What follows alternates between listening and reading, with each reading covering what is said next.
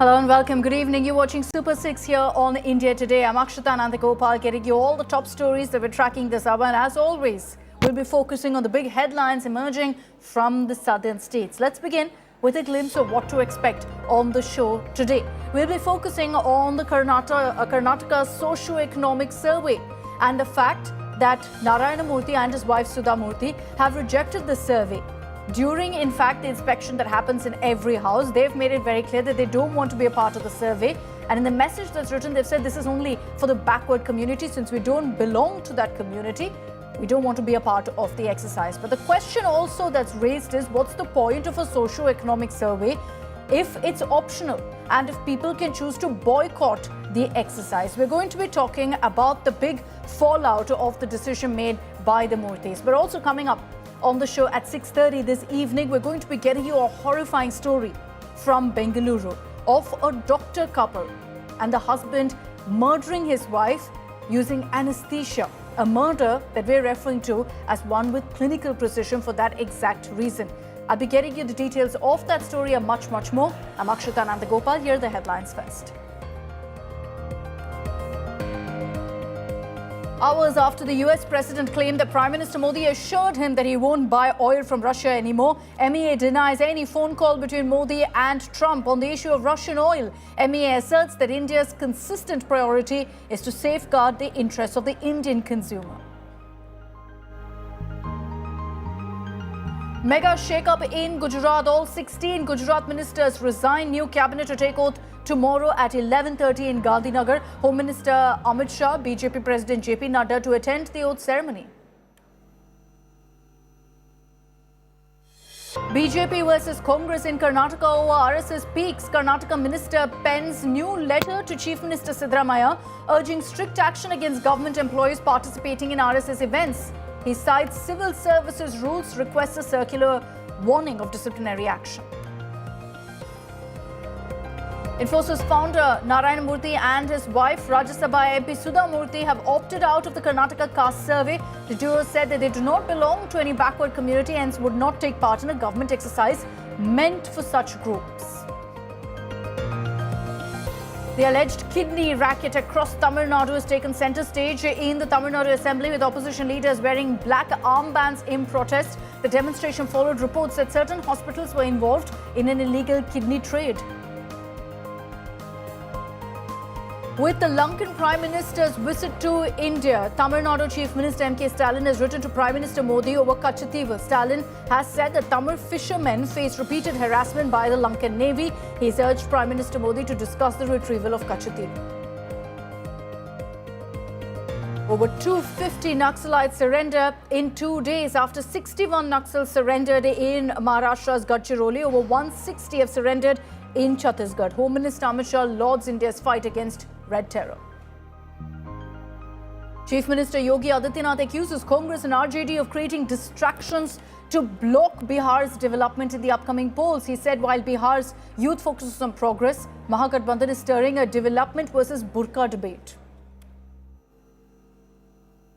The Supreme Court has rejected the Telangana government's request to overturn the High Court's temporary ban on increasing reservations for OBC communities beyond the 50% limit set by the 1992 Indira Sawhney ruling. And father of the Air India pilot in the Ahmedabad plane crash that killed over 270 has now moved to the top court, seeking an independent investigation that takes into account causes other than pilot action.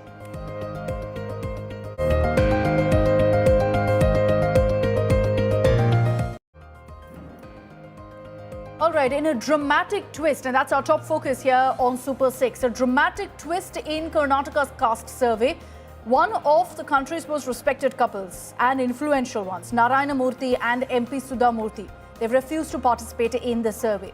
And in the form that's usually given when you're supposed to fill out the details, they've also cited the reason why.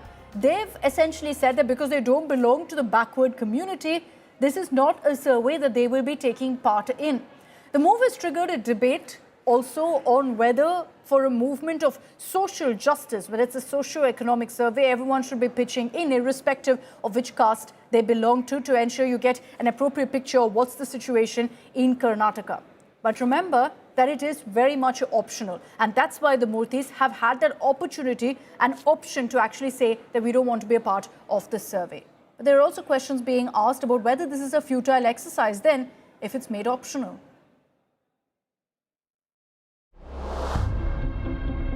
A quiet no that echoes louder than any speech. When India's most respected power couple, Narayana Murthy and MP wife Sudha Murthy refused to take part in Sabarimala government's caste survey in Karnataka, it was not just a personal choice, but a national headline.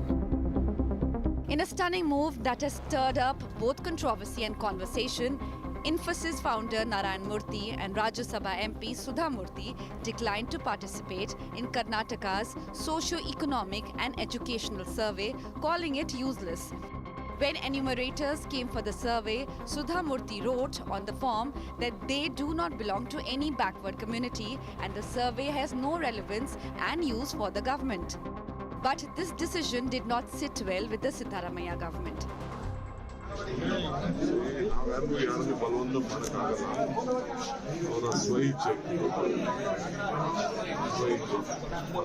The survey is only to understand the socio-economic and education conditions of people of Karnataka. No? If you are getting 3 meals a day, it is not for you, definitely. But we would have loved to know the socio-economic conditions of everyone. The BJP, which has been portraying the caste survey as a ploy to divide Hindus, defended the Murthy's family's personal choice and claimed that the caste count is a useless exercise. ये सर्वे जो करे वो तो bogus सर्वे करके ऐसा तो लग रहा है भी इसे क्या लेना देना है वो तो भी पता नहीं चल रहा है क्योंकि मुख्यमंत्री जी इसको अड़ पर अड़े नहीं करने की वजह से करने के लिए कोशिश करें लेकिन कुछ भी इससे यूज नहीं होने वाला है.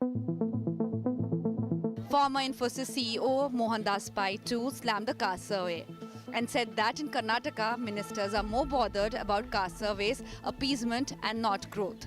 The Karnataka High Court had earlier described the survey voluntary and not mandatory. While the government calls it a voice for the marginalized, has the snub from the Murthys put the spotlight back on its flagship scheme? With Sagai Raj in Bengaluru, Bureau Report, India Today.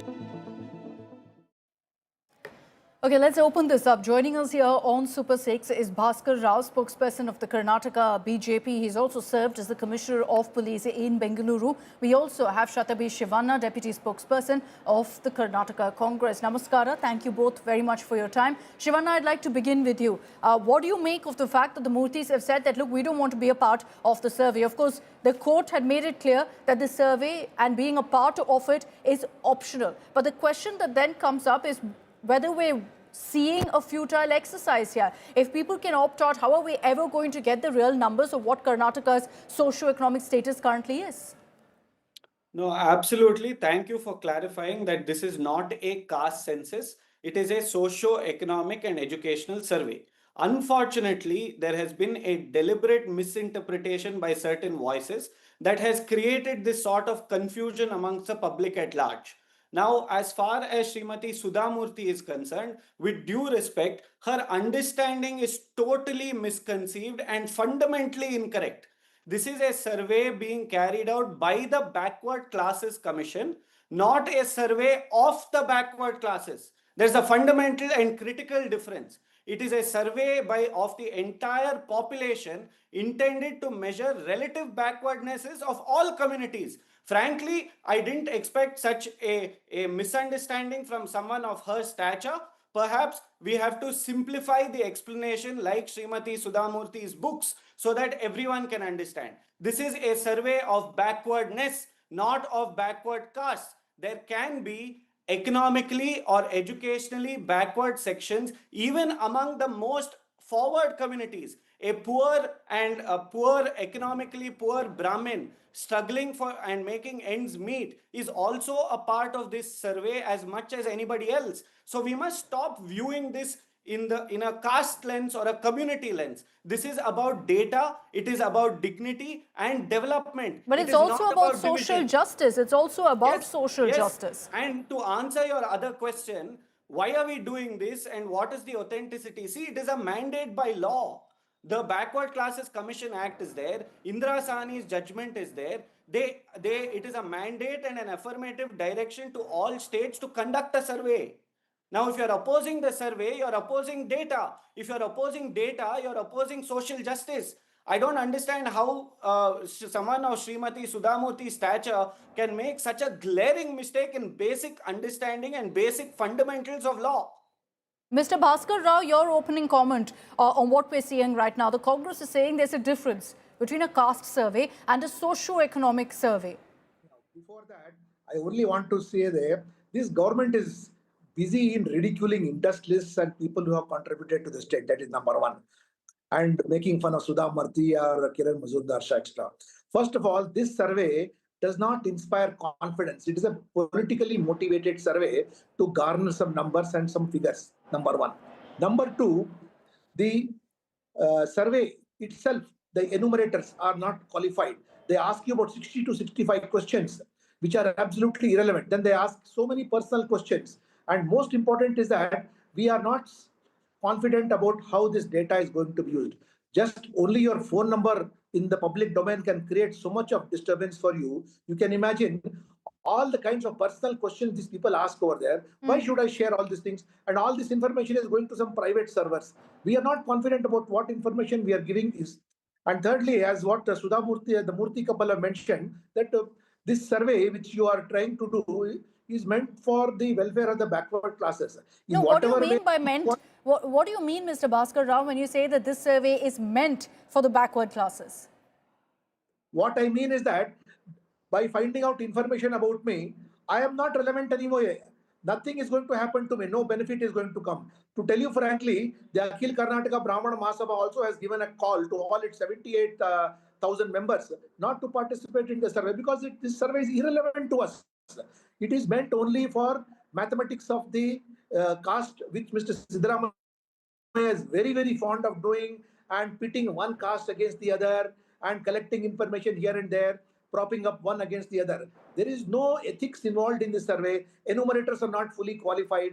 And moreover, madam, I want to tell you that it is being collected digitally. I don't know which server it is also going to go through. And it doesn't inspire confidence. The amount of information it asks. And finally, if you're staying on a 13th floor apartment, they ask you a question, how many sheep and how many cows you are having over there. Means a very irrelevant survey, which the Deputy Chief Minister of the state himself has ridiculed and said that don't ask these foolish and stupid questions over there.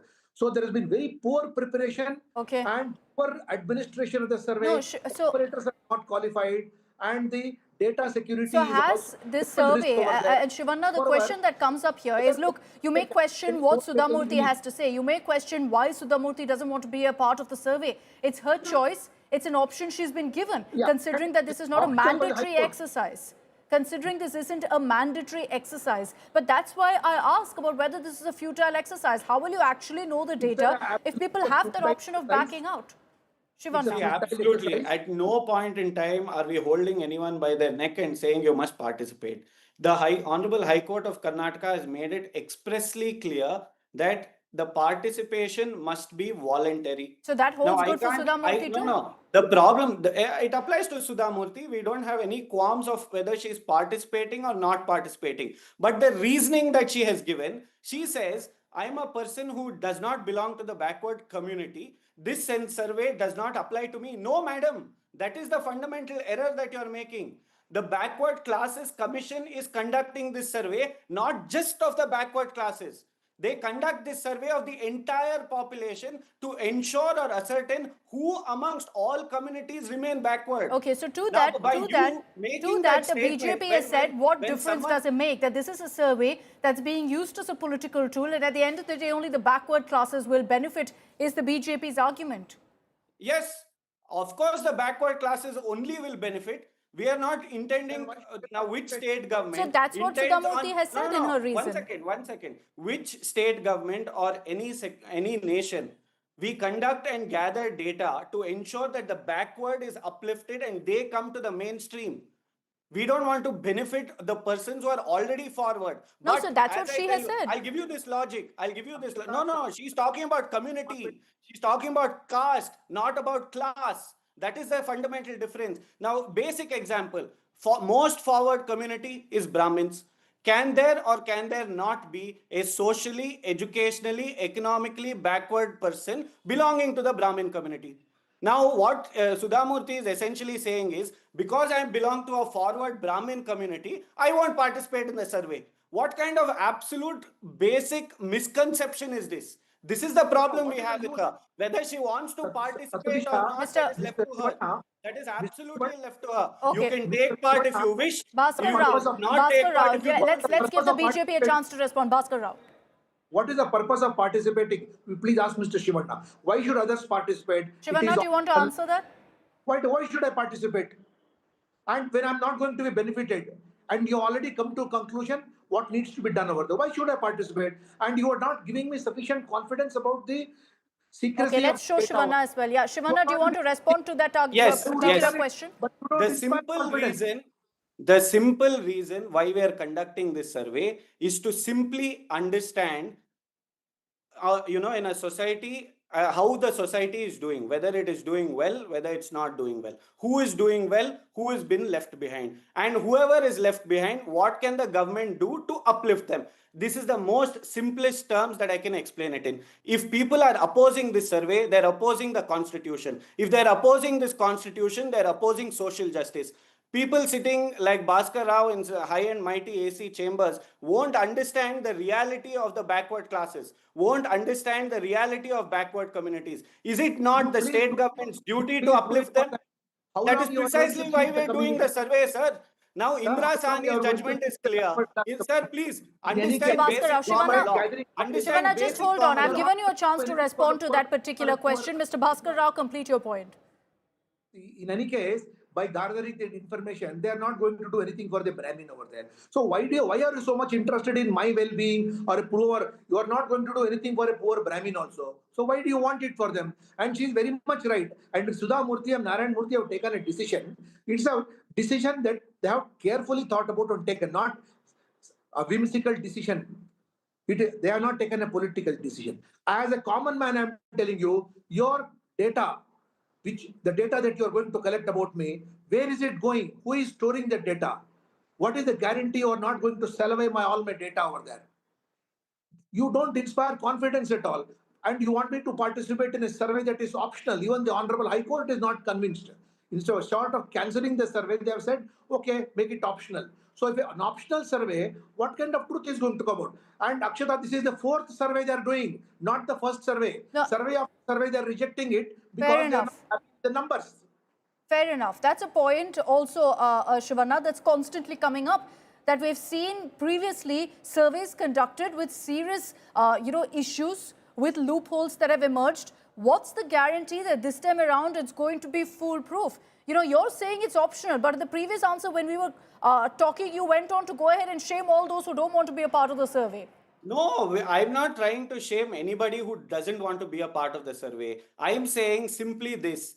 A person like Sudha Murthy and her stature, who doesn't understand the basic fundamentals and passing those comments, that is what I have a problem with. If she chooses to participate or not participate, that is not my concern at all. And with respect to data protection, Hold on, Mr. Rao. no, one second, sir, one second. I didn't interrupt I you. think Akshata should- And the Honorable Mr. But- Bhaskar Rao is saying the Honorable High Court also has a problem. The Honorable High Court has said go ahead with the survey. They have granted permission to the state government to conduct the survey. And they, insofar as data protection is concerned, they have said Mr. the Bhaskar Rao, backward- just hold on, please. Yeah. Insofar as data protection is concerned, the Honorable High Court has said, let the State Backward Classes Commission hold that data. Don't even share it with the state government. Now, I don't understand why Mr. Bhaskar Rao is creating this confusion among the public and motivating them not to participate in the survey. When you are in power, sir, when the BJP is in power, you also conducted a backward classes survey. There is a permanent backward classes commission. I don't know if you know that. Okay, one at a time. Basic Mr. Bhaskar Rao, hold on. I'll give you a chance to respond. Let Shivanna finish his point. See, Mr. Bhaskar Rao's basic misunderstanding of law and lack of understanding of the Supreme Court judgments is what's leading him to make these It is not statements. Supreme Court, it's High Court. Indra Sahani's judgment is clear that when a state government must implement social welfare policies for its people, they must collect data. Without collecting data, you cannot But implement how these foolproof policies. is this It's a data judgment. if it's voluntary and if it's optional, Shiva? Now, the question I have is, at the end of the day, when you complete the survey and you're putting out data, it's going to No, be a it's not futile about exercise putting out because you data. don't know, See. one second, you don't know the actual numbers. How many people are not even a part of the survey? So on what basis can you say this is the actual socio-economic setup of Karnataka? See, unlike the caste census that is conducted by the central government, that is a mandatory exercise. If you don't participate in the caste census that is conducted by the central government, you will be liable to penal provisions. But the idea of a socio-economic survey is completely different. We don't need exact numbers. This is what I'm precisely trying to say. We don't need exact numbers. We're not trying to enumerate how many people belong to how many castes. It is just to get an understanding of the backwardness of a particular But even community that in will a be state. skewered. Simple. Even that will be skewered. When you don't have people participating, that will be skewered. So therefore, every individual must understand this basic structure and participate. Mr. Bhaskar Rao, your final I will response tell before we you, wrap this up. Shivanna and his ilk, they only want to divide and make a mincemeat of society. The only And they person have who's trying to divide is you, sir. backward classes over there. They have not done anything for the backwards, not done anything for the Muslims also, not done anything for the scheduled castes I also. can't They explain only in want more to simpler terms. make Okay. pieces of society. And Sudha Murthy and Narayana Murthy are very much in their place. The High Court itself has not agreed. What do you mean? How can he even say that on national television? Okay, all right. As if I'm going to High Court wrap order. this up. I'm going to wrap this up right now. Thank you both for joining us here on Super 6. You've seen now that the Murthys have said we're not going to be a part of this survey. The socio-economic survey is underway. There are pictures that have also come in of the Karnataka Chief Minister taking a part in the exercise. But mind you, it remains optional, which is why the Murthys could actually take that step and say, we don't want to be a part of this kind of a survey. Having said that, there is politics that's playing out, as you just heard there from the Congress. They're saying that there is a misunderstanding that's being spread about this particular survey and that this is not leading by example when you choose to opt out. So it's taken a political turn. I will continue tracking those reactions, but I'm moving on for the moment and talking about the other big story that's emerged from Karnataka of Priyank Kharge locking horns with the RSS. He's again penned a letter to Chief Minister Sabarimala urging strict action against government employees who are participating in RSS events. He's saying essentially that there is in fact a clear rule in civil services that there cannot be any participation in Sangh events. And so he wants the Chief Minister to act on that front. This is the second such letter that he's written against the RSS. But at the same time, we understand that the Karnataka government is actually considering going ahead and bringing a bill with regards to special permission that the RSS will actually need to go ahead and conduct any events at this point. Remember, there's a similar such decision that Tamil Nadu has taken where every RSS event, it's something that needs special permission. Very often it reaches the courts, and that's something that at this point Karnataka is also considering.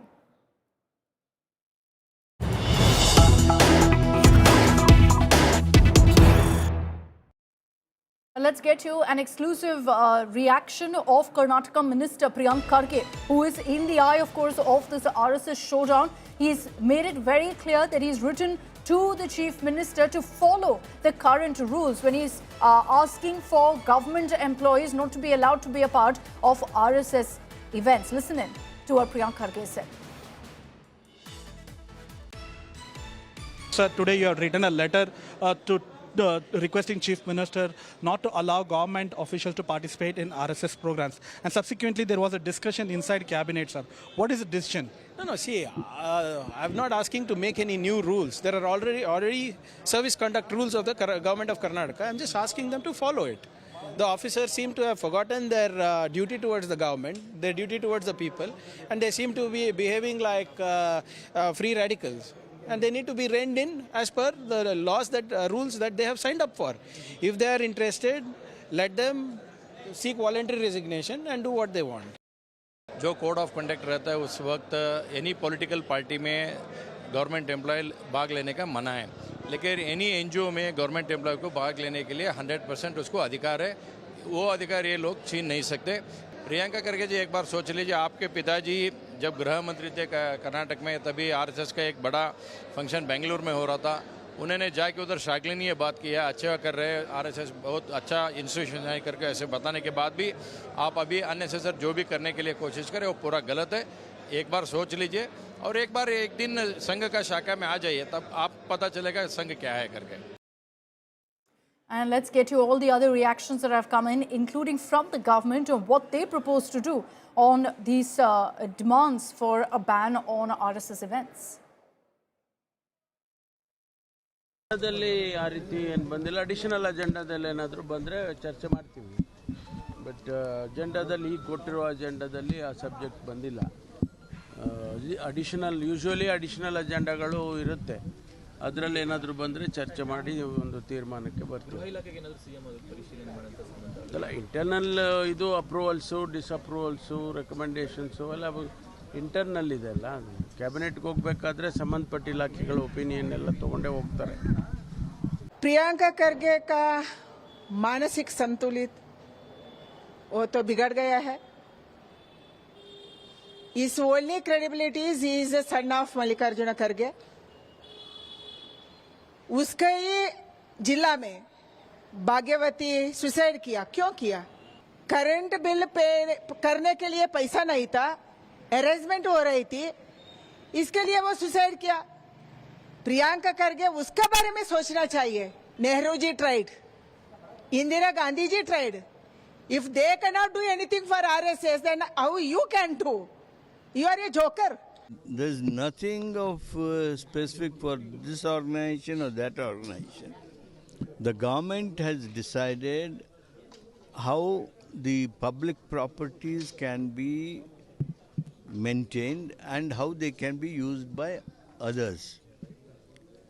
The government properties or institutional properties will be used with the permission and with a purpose, right purpose, and any violation of that will be definitely looked into with whatever legal measure is to be taken according to the law which is prevailing in the state, and necessary guidelines, necessary details will be issued to the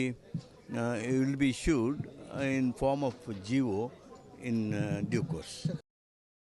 Okay, let's bring in Sagai Raj for more details. So on this, Sagai, what is the stock of a bill that will be brought in very, very soon in Karnataka? What is the government thinking, and what will this entail? Will it mean that the RSS will need permission every time they want to hold an event? No, the government is saying that probably they might not require a bill to bring a law as of now. They are trying to consolidate the orders. There are set of rules which was being earlier, which was being followed.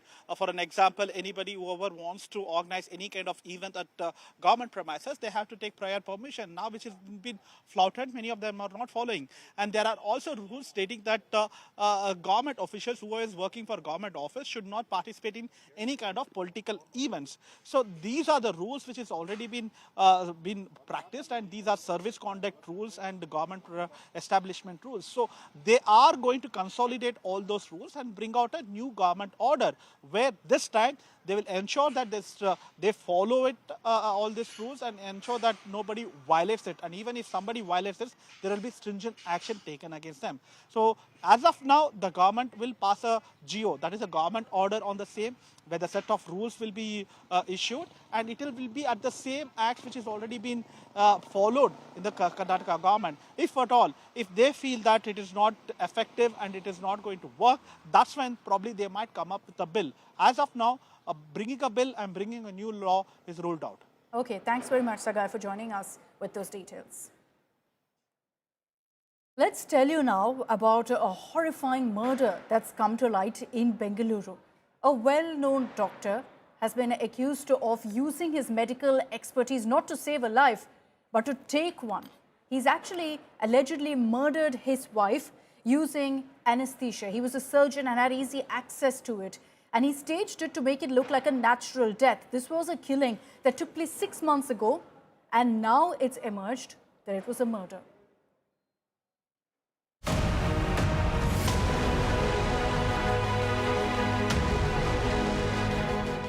A horrifying medical murder in Bengaluru has stunned the nation. A murder with clinical precision, literally as a surgeon turned his medical skill into a weapon against his wife. Dr. Kritika Reddy, a dermatologist in Bengaluru, was murdered by her husband, also a doctor. But it is the manner in which Dr. Mahendra Reddy killed his wife that is shocking. While she was at home, he injected her with an anesthetic drug called propofol. And this is a drug that is restricted, meant strictly only for surgeries. Since he was a surgeon, Dr. Mahendra had easy access to the drug. He injected her twice at home and then attempted to portray it as a natural death, even discouraging the family from filing a police complaint or allowing a post-mortem. See, now the investigation is going on in all angles. They are investigating. Once the investigation finishes, only we are able to know what is the motive of this murder. There was no suspicion at all because the behavior was like that from the beginning, until unless this incident happened. Mahendra and his family totally were opposing for the post-mortem. So that raised suspicion. So respectfully, I ask them to conduct a fair and thorough investigation, and the highest possible punishment should be given to such a person. But when Dr. Kritika's family insisted on an investigation, a post-mortem was conducted which confirmed the presence of propofol in multiple organs, indicating deliberate intravenous injection. All these reports which came recently that there is an excess use of propofol, which is a sedative which is used in anesthesia.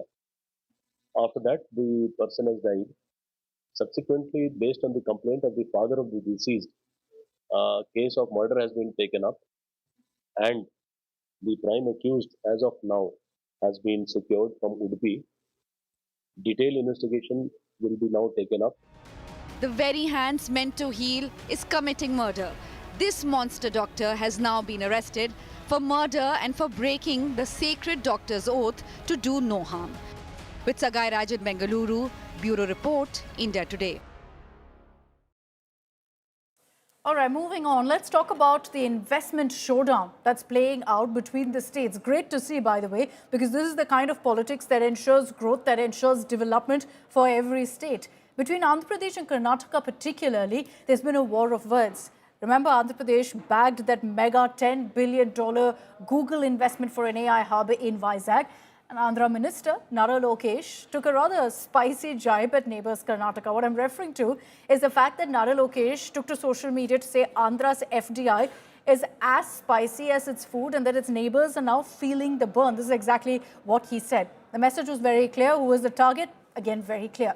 The BJP quickly jumped in to lash out at the Sabarimala government in Karnataka, saying that the Karnataka government lost out on the Google deal and saying that this is a result of misplaced priorities. Meanwhile, in Tamil Nadu too, there's a whole lot of politics over investments. The AIADMK has taken a jibe at the Stalin government, saying, why didn't Tamil Nadu manage to attract the tech giant, despite Sundar Pichai being a Tamilian himself? They have got an advantage, right? It's a very common sense. They have got more number of seats. Because of that only they get 50,000 crores. It's extra given by the central government only. So what's big deal in it? Ma'am, we are not a small kid in politics. If that is the case, no, tell him to withdraw the support. Tell him to withdraw the support. Let's see what's going to happen.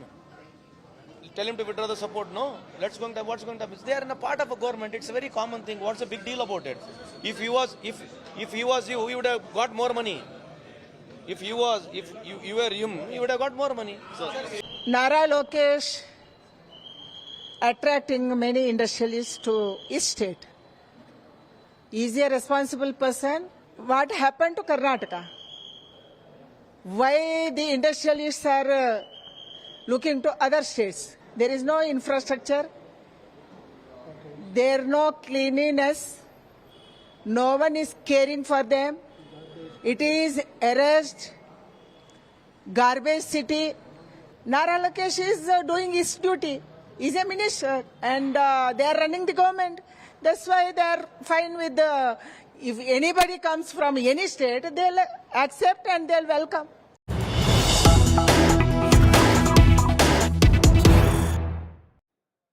And in Kerala, where there's been a mega political storm over the Sabarimala temple gold controversy, the gold plating on the Sabarimala Dwarapalika sculpture, which is the two idols right outside the Sanctum Sanctorum, the gold plating will be reinstalled tomorrow. It will be reinstalled after the temple opens at 4 p.m. But the Travancore Devaswam board has confirmed that darshan will continue normally. Remember that this is in the heart of a massive controversy because there's missing gold from that plating in the Dwarapalikas. It was recovered, in fact, from a sponsor's relative. And even as the investigation continues, the gold plating, after being retrieved, is now going to be reinstalled in the temple premises.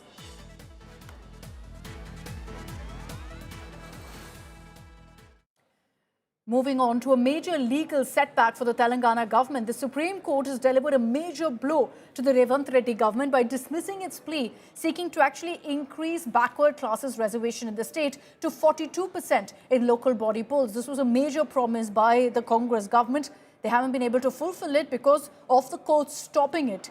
The top court has dismissed the plea filed by the government, which had challenged essentially a High Court order. That High Court order had stayed the state's decision to raise BC reservations beyond the 50% limit, beyond the 50% cap. As expected, it's been blocked by the court. The Supreme Court also has essentially backed what the High Court has said, observing that several previous judgments have spoken about this. Do not permit breaching the 50% ceiling on reservations.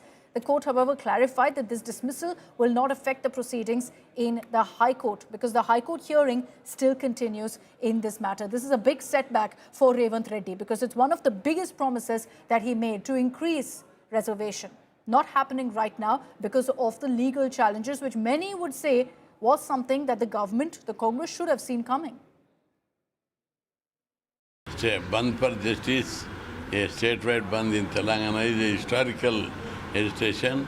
It will reflect on society.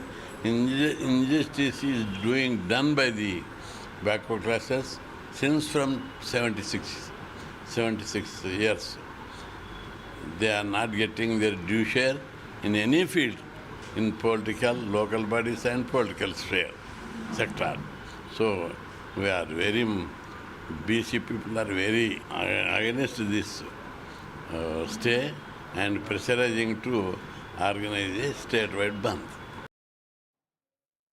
Okay, so big setback there for the Revanth government in the Supreme Court, and we'll have to see really how the government chooses to respond to this. They were pushing for 50% quota, actually greater than that. They were pushing for 67%, as you see on your screens there. And it's something that's not happened, particularly because of the fact that the backward classes reservation is something in local bodies, is something that's not passed the legal test, because that change will effectively bring up the number to above 50%.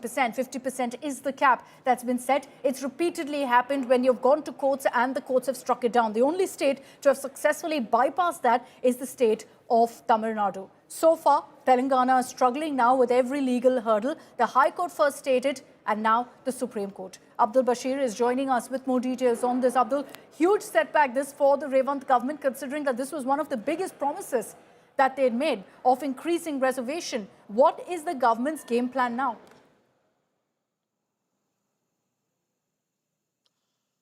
Well, yes, this was a big game plan for the Telangana government when the Congress, before coming to power, before they voted to power, this was the commitment that they were given to the BC to enhance BC reservation, BC community.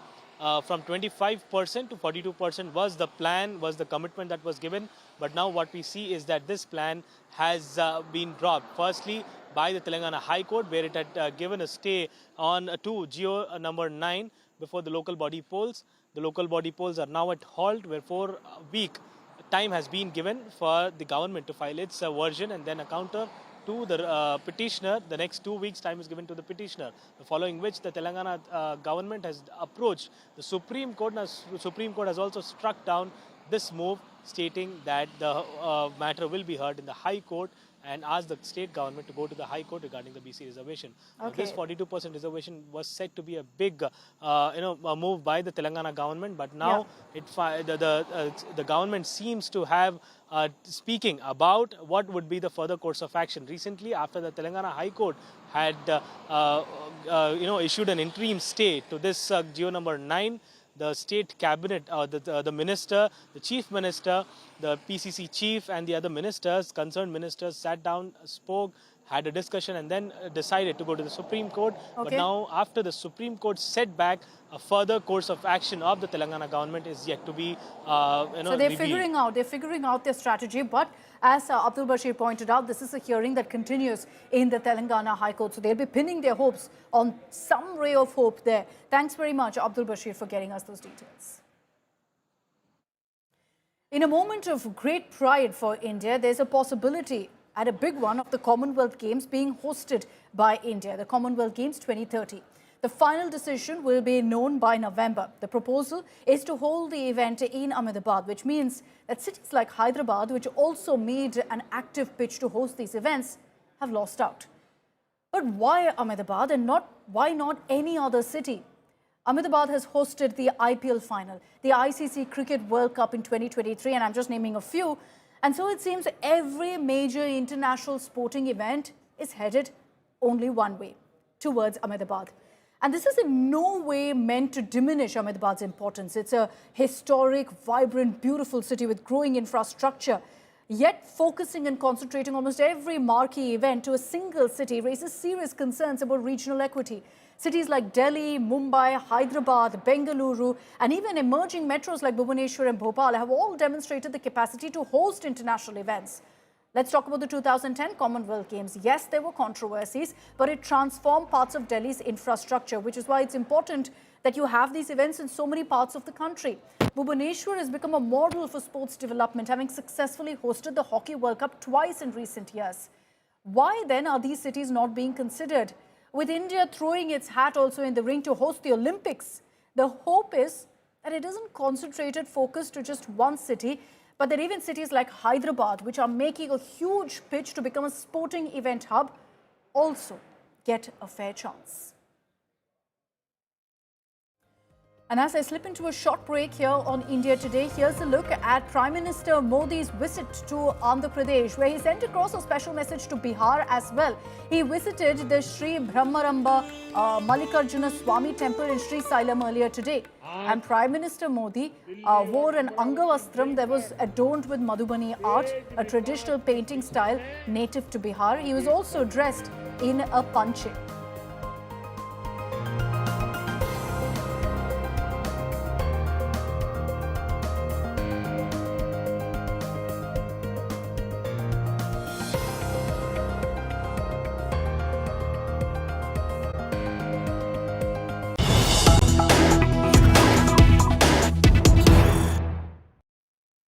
Let's get your breaking news that's coming in of another attack outside Kapil Sharma's cafe in Canada. It's called the Caps Cafe. It's been targeted again, and this is the third such instance of shots being fired outside Kapil Sharma's cafe. Let's just play out for you that video before we get you more details.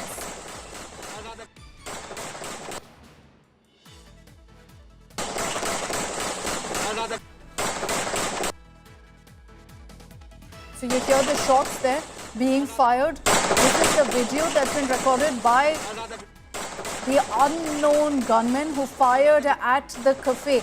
Again, looks like it's happened in the night. The previous two instances too, we haven't seen any casualties. Hopefully this time too, it's the same situation. The Lawrence Bishnoi gang has taken responsibility. Arvind Oja is joining us with more details on this. Arvind, once more an attack on Caps Cafe targeting Kapil Sharma. The third instance and third time we're seeing this kind of footage of someone firing from outside. अब तक क्या जानकारी आया है इस incident के बारे में? हमको ये भी पता चला कि लॉरेंस बिश्नोई के गैंग रिस्पांसिबिलिटी लिया है। जी बिल्कुल, जो कपिल शर्मा का कैप्स कैफे है जो अभी हाल में ही खुला था, क्योंकि फायरिंग हुई थी इसके पहले 7 अगस्त को, जिसमें काफी नुकसान हुआ था। उसके बाद ये कैप्स कैफे खोला गया और आज फिर से दोबारा फायरिंग हुई है। फायरिंग का वीडियो भी सामने आया जिसमें शूटर्स एक के बाद एक सोफिस्टिकेटेड वेपन से गोलियां चला रहे हैं।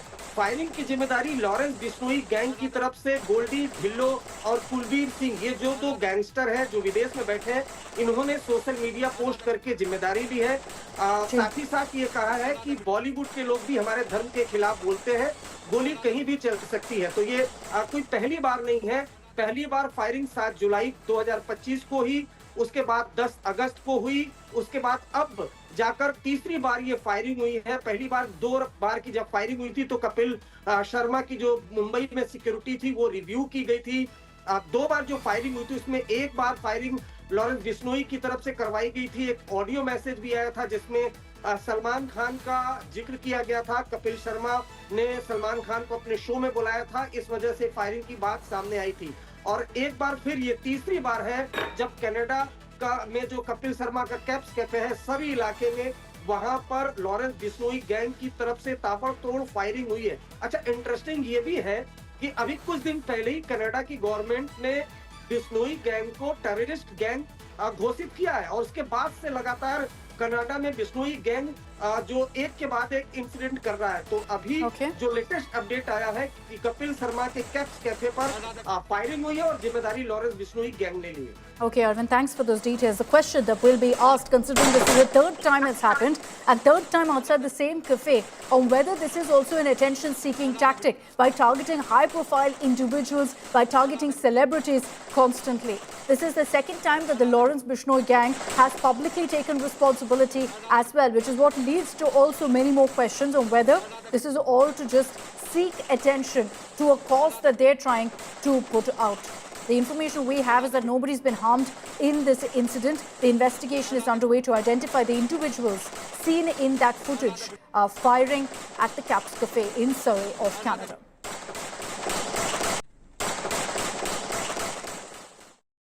Serious questions that will be raised also on law and order in Canada and why we see these kind of open firings taking place repeatedly in the country. That's all we have time for in this edition of Super 6. Thanks very much for tuning in.